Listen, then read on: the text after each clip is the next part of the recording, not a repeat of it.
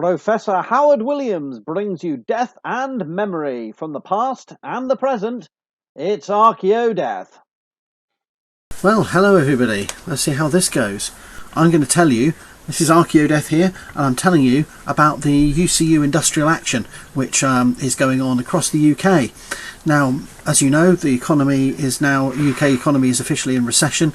We've been facing 12 years of increasing austerity, 14 years really, of austerity, and the UK higher education sector is not exempt from the many problems that are being faced across the UK at the moment, in terms of the crisis in the cost of living and the crisis in energy prices and the broader challenges that we face in our society.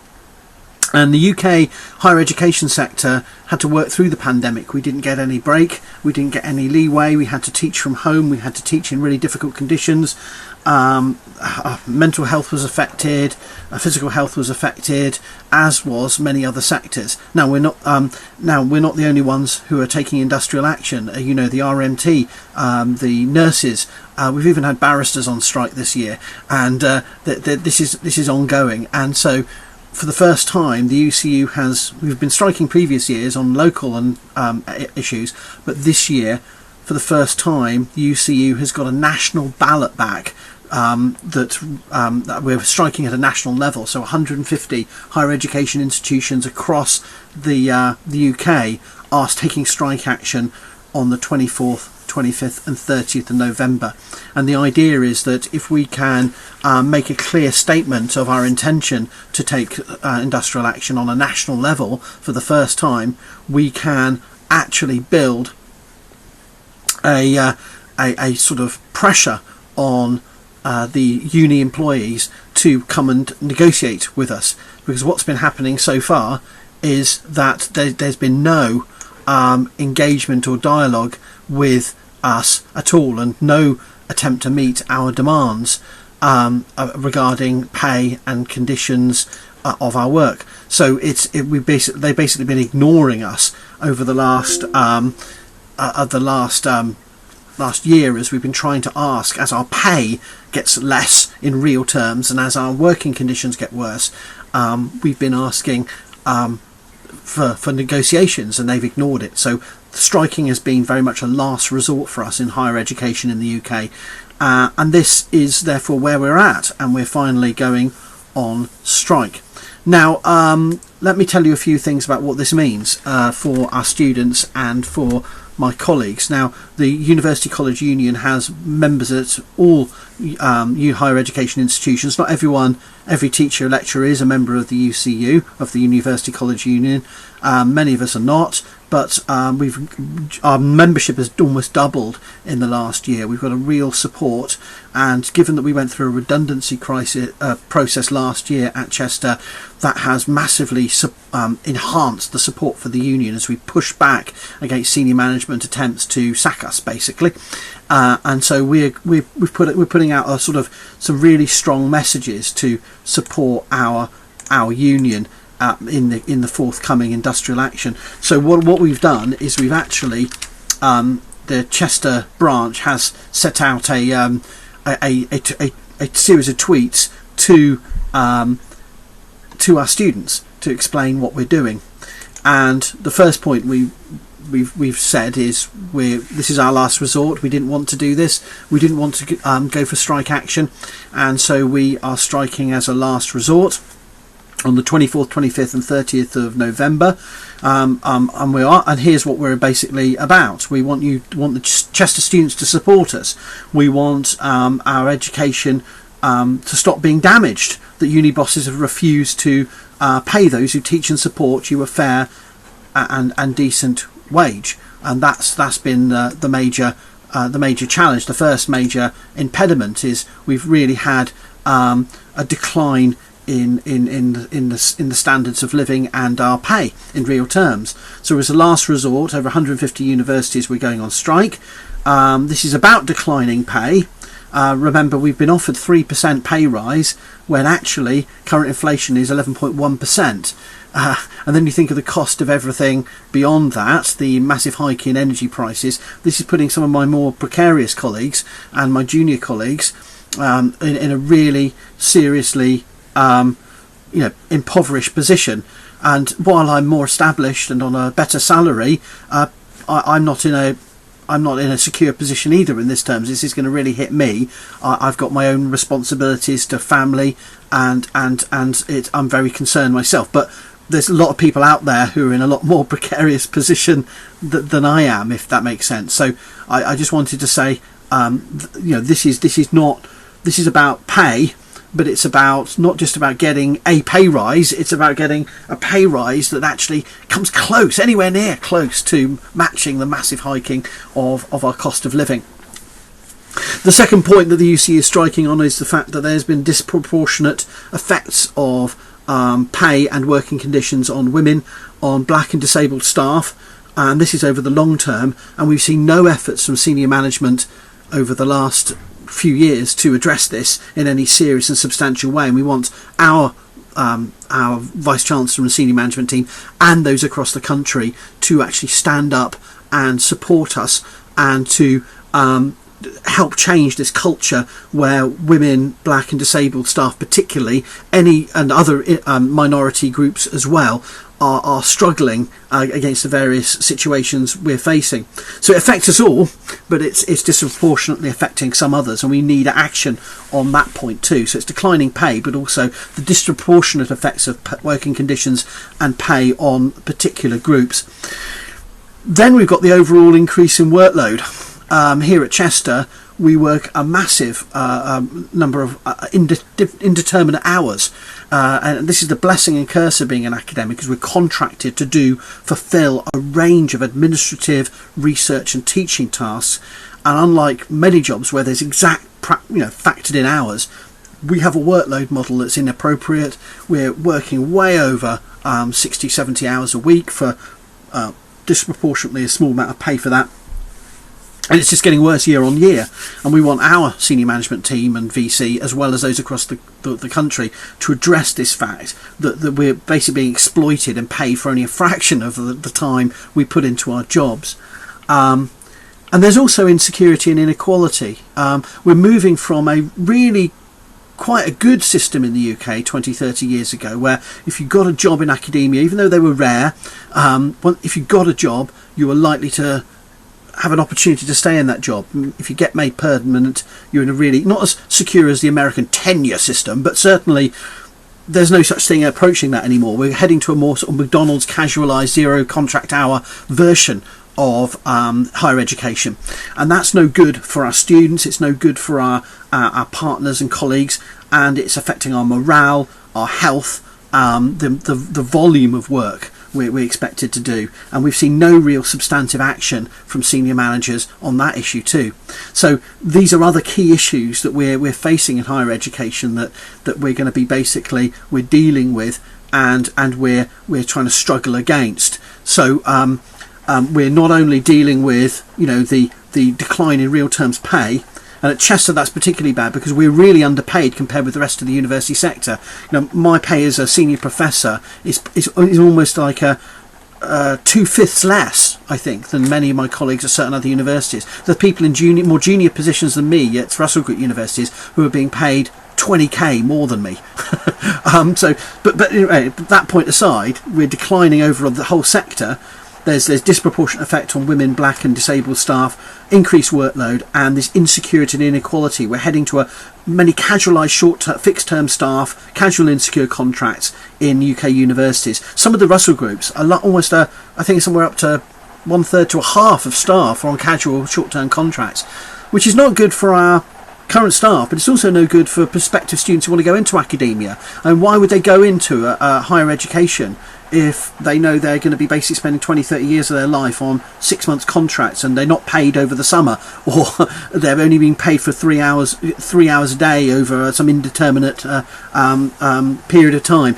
So it's really creating a cheapened and neoliberal version of what had been a really solid academic system. It's insecure, there's inequality throughout. So we're striking, as I said, because as a last resort, because there's been no attempt to negotiate with the union at a national or a local level on these issues. And we want our students and the broader general public to support us. We're not as big, we're not going to be on the news in the same way as nurses or rail staff. We're never going to get pluck the heartstrings of if it's of other essential services, as they're called, or frontline workers and these kind of groups. And given the contempt of the press, of certain sections of the press and certain sections of the public to even them, we expect that this higher education staff going on strike, whether it's, and I should say it's not just lecturers, it's admin staff, it's librarians, it's anyone who works in the university system, although Unison also have members for other lines of work who are employed by universities. The UCU is a broader range of than it's research staff, it's teaching contract only staff, it's full academic staff. There's a range of different roles. We don't get the attention, we don't get the sympathy, because we're seen to be sort of something of there's still this attitude in Britain that higher education is just icing on the cake. It's fluffy, it's not serious work, and there's such hatred and public disregard in certain sections of our society for our students, despite the fact that we bring so much money into the economy of the cities where there is a university.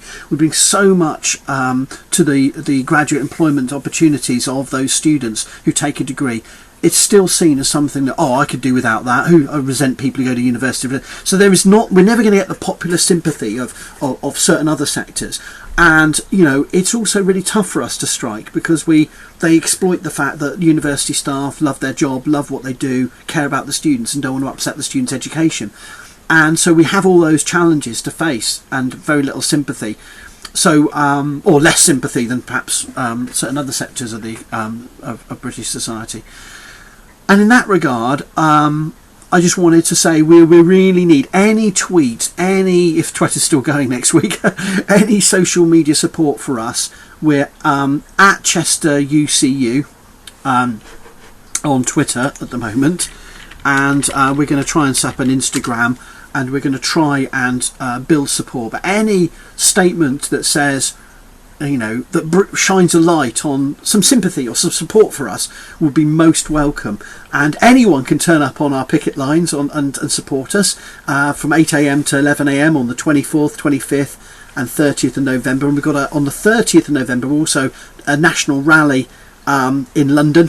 And if you go to the main UCU pages, the University College Union website, they have information about why we're doing this, and the various range of activities going on. So I would just say that I just wanted to do this quick TikTok live because this is the first time I've used the TikTok live studio in my office, so I've no idea how to work any of this. It's all a different system, but I hope it's certainly better lighting, and you can see me and all my books, and I thought the first thing I should do if I go live on TikTok would be to talk about the upcoming industrial action. Now let's hope that employers get round the table with UCU, and these 3-day strikes are the last, and we can have a good pay settlement. And I should say the university sector is in massive profit. They can afford to pay their staff more. They can afford to attack and deal with some of these issues of casualisation, disproportionate effects of minorities, and they can afford to do it, but they refuse not to. And we're not in debt. We make a massive profit despite the catastrophe of Brexit for international and EU students. We're still attracting students from across the globe because a British UK higher education degree is so widely valued across disciplines, they can afford to do this, but they refuse not to, and that's the thing that really sticks in our craw. So that's the general points of what we're about, and I thought this would be a good situation It is. Let me have a look at some of the comments and see what people have been saying. I haven't. I've just been doing a statement, and I do want to respond to what people have been saying. Well, firstly, hello. It's lovely to see. Oh, hi, Howard from Wales. Oh, hi, Emily. So you're from Wales. I live in Wales. I just come across the border to Chester here today. Lovely to see you here. Thank you. Best of luck. I don't know how to say that. Ultimate Gus 90. Thank you, Ultimate Gus. I've been seeing you liking a lot of my posts, so I appreciate your support. Best of luck and stay strong. Hello from Oz. Thank you. Archaeo Old. Is that you? Are you an archaeologist? Oh, hello, Archaeo Old. Nice to. And from, I presume, Oz is Australia. Well, that's our Antipodean colleagues. Thank you very much for that. And just rejoined UCU again too. Yeah, I must admit I am not the most fervent of union. Over the years, I've been very cynical about union activities, and I've worked at places of employment where the union has been very poorly represented or been very ineffective. And I must admit, when I first came to Chester, it was like that here. No one was in the union and no one did much. But now I think we're both organised and angry about the way we were basically urinated on high last year, and we've got a massive flood of new support. And the national union, we've had Dr. Jo Grady, the general secretary of the UCU, come to Chester, and I had a picture with her and me in my dinosaur costume, my T-Rex of solidarity at the rally we had last summer. And she was fantastic and really great sort of face for the union. She speaks clearly and with passion about all employment rights, but particularly university employees. And so I think Chester, we're really trying to push for a proper pushback against the neglect on pay and working conditions. So hello from Canada. Oh, hello, Logan Rocco. I've seen you sort of commenting on my posts as well. Hello there. And it is scary because this affects our students, and we don't want our students to be disrupted. I suppose at one level it's good that it's happening everywhere, and people can't say, oh, it's at Chester, therefore, I'll go somewhere else where they're not striking, because everyone's striking. But my point is, it is we don't want to harm their education. I've assured my students that we're not doing this to punish them. We know they haven't got a job yet. They're trying to make their way. The last people we want to harm is them. And universities will always try to make out that we're disrupting the students' education as customers, and that we should. But I think a lot of students care, and they care about us. They like us. They want us to actually get a decent wage, and they're paying through the noses for this education, and most of the money doesn't come to us. And that's the other thing that students are increasingly aware of, is that the vast amount of money they're paying for their education isn't coming to the staff that are giving them the education. It's going elsewhere into the university coffers, and that, I think, means that a lot of students are supportive of us. And a spiritual squirrel vox, hello, is saying the dumbing down of society is on purpose. Yes, higher education is not just about getting a job from the education you get. It's also about being a critical, active citizen student, someone who's able to really engage with the big social questions. It's not about we're not indoctrinating people into a particular political line of thinking. I'm all over the place in my politics, I confess, and my students certainly are the same. It's about making them aware of the broader social issues facing our society. And if we have a bunch of a society full of uncritical people that lap up the media garbage and don't challenge the system, then we're not going anywhere fast. And so I agree with that statement. But we have a really exciting degree programs. We had a bit of a dip last year, and they used that as an excuse to put us into a redundancy process. And we argued, this is a COVID blip for archaeology, because it's an outdoor subject, a practical subject. People want to hold back for a year, and of course this year we've had a flood of students, so we're in a really good position with recruitment. But the problem is we've got a media that are against the subject of archaeology specifically, and the humanities in general, and who don't see the utility of our degrees, even though year on year, decade on decade, we're delivering some of the brightest minds and most inquiring minds for the range of our economy. From teachers, I've taught over the last 25 years. People have gone on to become academics, but also people have gone on to become primary school teachers. People have gone on to become policemen. People have gone into the military. People have gone into private business. People have gone into the heritage tourism industry. People have worked in museums, commercial archaeology.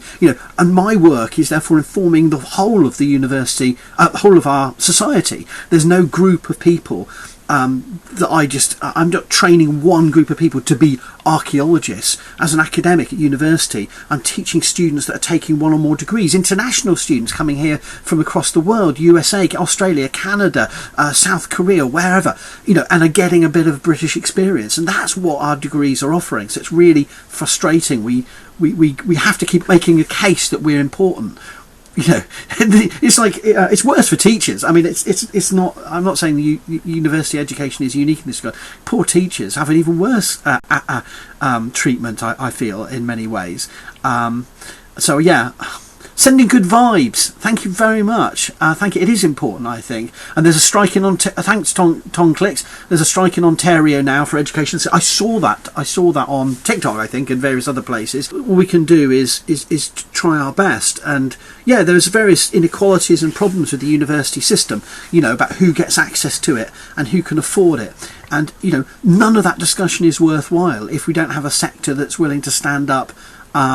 And sort of fight for our own existence and our future. So some of my favourite classes were anthropology. Oh, thanks very much. I mean, I think it is I don't call myself an anthropologist, but if I was in the US, I would be an anthropologist, because archaeology is a subset of anthropology.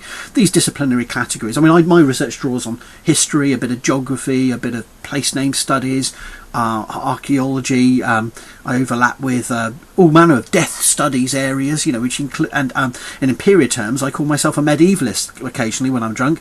So we're all overlapping on different disciplinary and cross-disciplinary areas, and what we're teaching students that are really interested. When we're archaeology students, they're really interested in everything. So many different topics. There's no typical archaeology student. They've all got their fingers in different pies of interests and ideas.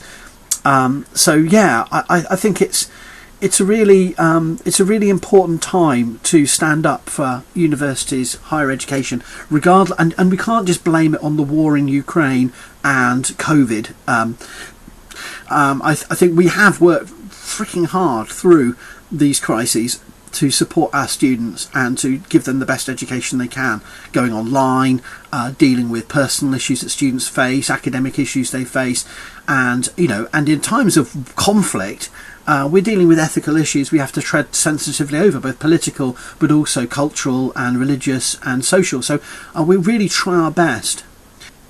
It's a little mind-blowing to think that our academics are working class too. Yeah, well, we are. We all require a job. I mean, I would be, I have so little savings and no resources beyond my monthly income. Most people are in that position. We're all working class. My personal background, obviously, my parents are working class. I don't know what you call me now. I mean, some people would define by job, by education, you no longer are working class if you're educated. I mean, I don't think that's a criteria I would subscribe to for not being working class, is being educated. But my point is, I have a reasonably well-paid job now, and I'm a permanent professor. I'm a senior professor, but I'm only 1 month away, or a few weeks away from destitution and having to deal with a mortgage repayments crisis, and we all are in that position. So I don't have any private funds to pull back on, or a country estate I can waltz off to, or just like various of our politicians just go, oh well, I fucked up that job, I can just become a backbencher for a little while until the drones in my area vote me back in at the next election. Or I just go into private business and become a consultant, or 5 jobs as a consultant. No, we're not in positions like that. I've known a few moneyed academics in my time, both sides of the Atlantic, and they do exist. They're sort of almost, I don't really need to do this job. I've got the private money, but they are few and far between. In fact, it was only the Benedict Cumberbatch and Pete Davidson sketch of Chad that reminded me of that generation of academics that would, Daddy wants me to be this, and and I just think, where is this coming from? Oh, of course, that's how people perceive academics to be, and Chad's there going, okay, but in reality, that's very far removed from what most of my colleagues are. Most of my colleagues are first generation university goers with working class backgrounds, we've got no sort of separate means to fall back on. So this is a really impromptu live. I gave no advertisement or warning for it. I'm trying out this new TikTok studio, and I don't know how it's working really, other than that it seems to be good because I can see the normal chat on the right hand side, and I can vary the size in which you see the chat. I think that's good. I mean, so I think, and you can actually add images and various other things. I can actually draw pictures in and things like that. So I'll experiment with other bits and bobs in future lives, and maybe draw a picture across, but I have no clue how to do that. And I don't even know what this follower goal thing is. Who gives a damn about that? I mean, I don't know. I don't know if I can get rid of that or I have to have it. But anyway, there's various things like that that are interesting, which I shall play with in future lives, and see how it works. Yes, Tolkien as well. Yes, and by the way, I have promised it. I am going to, though I mainly focus on archaeology, serious archaeology. I am going to continue doing archaeology in fiction, and I've done my Rings of Power series, and I will be doing the archaeology of The Hobbit, looking at The Hobbit for the Peter Jackson films of The Hobbit, and then any elements of the book that are archaeologically inspired that don't make the cut in the film. Although it's more the other way around. There's things in the film that aren't in the book that are archaeologically inspired in one way or another. It's Historical Hands here. Oh, hello. And so there's lots of people I know sending me likes, so thank you very much. But I've said my piece on the strike. I will probably upload this to YouTube if I can work out how to do that, so that people have a statement, a quick place they can go to see. Hi, Han. To see my views on the strike action that's upcoming, because it affects students like historical Han here, who does such fantastic TikTok content, and is obviously a student. But it affects them too, and obviously they'll be frustrated that there's strike action. They'll be annoyed with lecturers going on strike, but we would rather the annoyance was directed at the people who have caused this by failing to even have a conversation with our union about the concerns of issues we have. And that's just really a real kick in the teeth for us, is they won't even have a negotiation, they won't even start a conversation, and that's why we're striking. So with all that, thank you Historical Hand, for the solidarity with uni staff. That's really appreciated. And so the T-Rex of Solidarity will ride again next week on the picket lines of Chester, and there might be TikToks of his various escapades as he tries to keep away from the dogs on the picket line, because the T-Rex likes the dogs, but some of the dogs aren't too sure about a T-Rex, so there's a bit of a tension there, a bit of a dynamic there.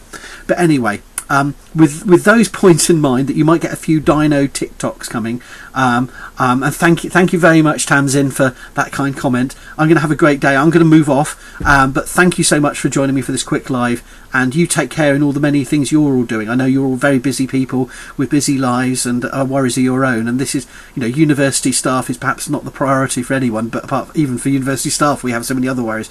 But we're going to try and make fight the good fight and do our best on the picket line, so we don't have to keep doing it, but we can only do our best, eh? Take care, everyone. Bye now. If you've enjoyed this Archaeodeath video, why not check out the Archaeodeath blog at howardwilliamsblog.wordpress.com.